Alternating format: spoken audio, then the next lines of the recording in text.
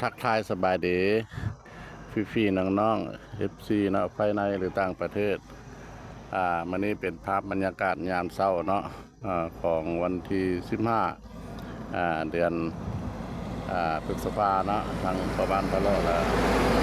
กำลังมุ่งหน้าไปบ้านโพวาเนาะบ้านโพวาเมืองมหาไซแขวงขมวนจุดประสงค์ว่าสิไปนั่นเนาะไปเที่ยวไปชมไปเพิ่นแข่งขันบังไฟเพิ่นเฮ็ดบุญบังไฟอยู่ที่บ้านโพวาท่านผู้ชมทางหูทางเห็นแล้วอย่าเลื่อนคลิปกายเด้อย่าเลื่อนคลิปกายติดตามไปเบิ่งพอบ้านพอเลาะว่ามันพอได้สิได้รางวัลที่1ที่2เนาะสิคึกคืนมโหฬารส่ำใดเนาะตามไปพร้อมกันเลย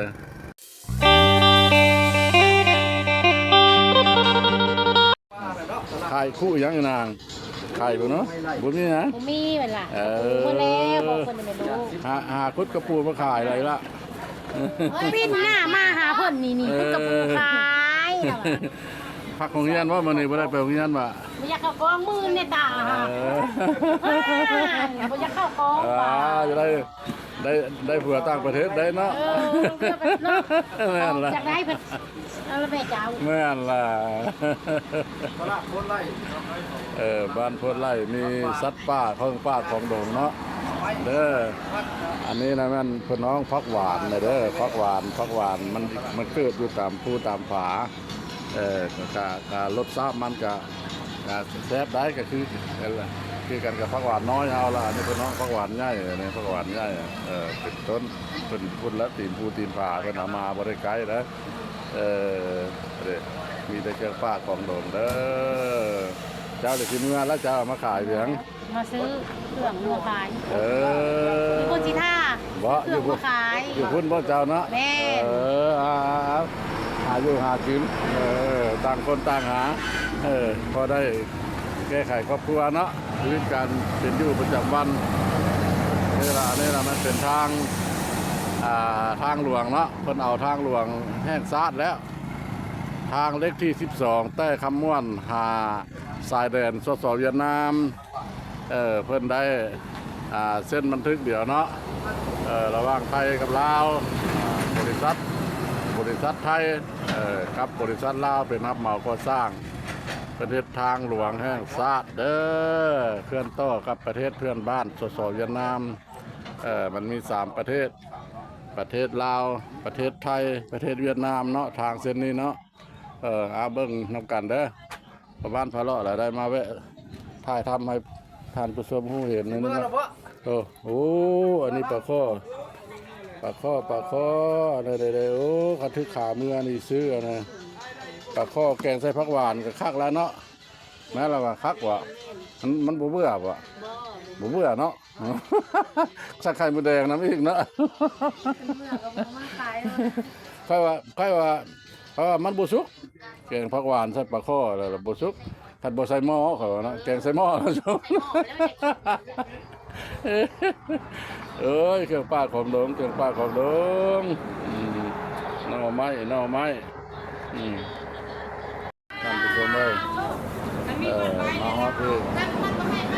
บอนนึงเนาะบอนนี้แล้วมันเป็นอันนี้ก็คือกันนะเนาะ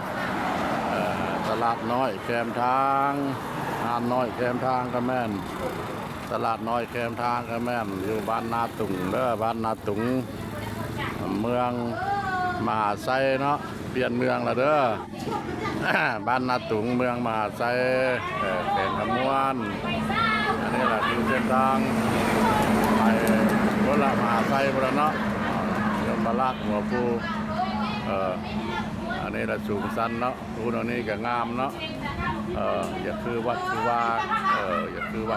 นี่แหละอันนี้แหละตลาดน้อยแคมทางเพิ่นก็มี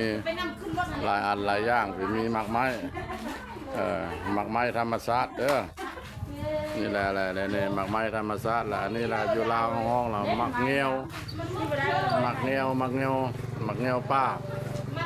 รสชาติมันละมันส้มเด้อ รสชาติมันละส้มโอ้ยผู้ใดอยากนอนได้ละกินแต่มันคนตาบอดคนตาบอดก็กินแล้วก็มันมึนเลยหมักส้มมันนะรสชาติมันก็คักเยอะมันเป็นหมากไม้ธรรมชาติหมากไม้ธรรมชาติบ้านนาตุงเมืองมหาไซอันนี้เรามีแต่เครื่องป้าของดงเนาะอันนี้ก็เฮ็ดเพิ่นเฮ็ดอันนี้ราคาประทัดเท่าไหร่ครับ10,000อันนี้เขาห้องพักพูดบะพักพูดเนาะอันนี้เนาะแล้วบัดขาเมื่อขากลับเมื่อก่อนยังสิไปบุญอยู่ขากลับเมื่อกันบ่ค่ำแต่ยังมันยังเหลือคนบ่ซื้อสิซื้อน้ำอันนี้ก็สัตว์ป่าเด้อพี่น้องเป็นตาแซ่บตานัวได้น่ะขาโซอยู่น่ะ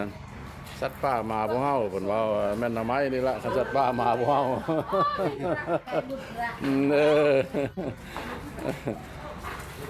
เพิ่นก็ก่อนสิได้มานี่เพิ่นก็ยากเติบได้มันบ่ทันได้ออกหลายบ่ทันได้ออกหลายอันนี้ก็คู่โอ้มีแต่เครียดเพิ่นนั่นน่ะเนาะเครียดเด้อเครียด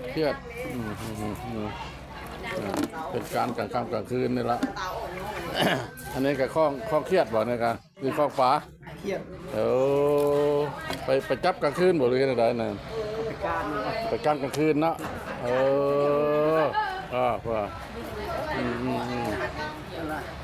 พ่อปอกขากลับมาแล้วกันมันยังเหลืออยู่เลยสิซื้อน้ำนั่นสิไปบุญมหาไซอยู่แม่ละยืมในรถจักร ตลาดน้อยแคมทางเลขที่12เป็นทางหลวงแห่งชาติอันนี้เรามาฮอดทางแว่มหาไซเนาะทางแว่ขวานี่ก็คือว่าไปมหาไซบ้านโพวาบนน่ะสิไปแบบต้นพระเจ้าเฮ็ดบุญบังไฟพุ่นล่ะเนาะเฮ็ดบุญบังไฟอันนี้เราเพิ่นกำลังพัฒนามีการก่อสร้างทางเลขที่12ทางหลวงแห่งชาติเพิ่นเฮ็ดเป็นจุดหลายบริษัทเนาะหลายบริษัทรับเหมาฮอดมหาไซแล้วเด้อท่านผู้ชมเด้อ